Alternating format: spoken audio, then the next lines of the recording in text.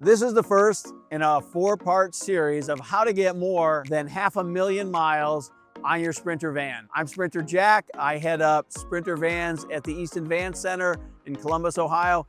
And you might think that I don't want you to get 500,000 miles on your van because I'd rather sell you a new one. In fact, the opposite is true.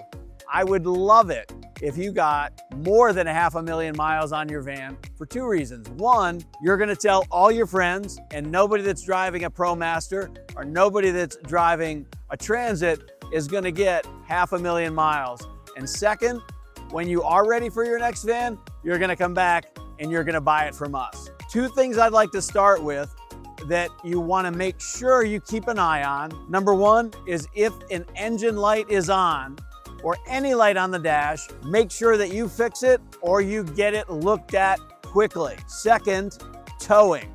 In a separate video, I go over how much each van can tow. Please take a look at that.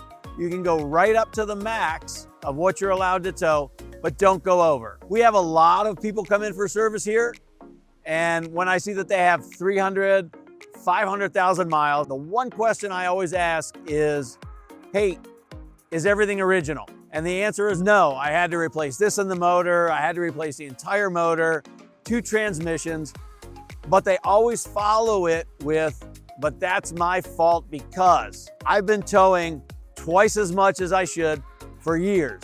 Or, hey, it was Christmas time, the engine light was on, but I drove cross country because I wanted to be home for Christmas. So they understand the limits of the van, they went over it, and they understand there are consequences. In section 2, I'm gonna tell you the one thing that will silently kill your Sprinter faster than anything else you can do. I'm Sprinter Jack. If you have questions, stop by and see me. 3833 Morris Road, Columbus, Ohio. It's the Easton Van Center. I'll look forward to helping you.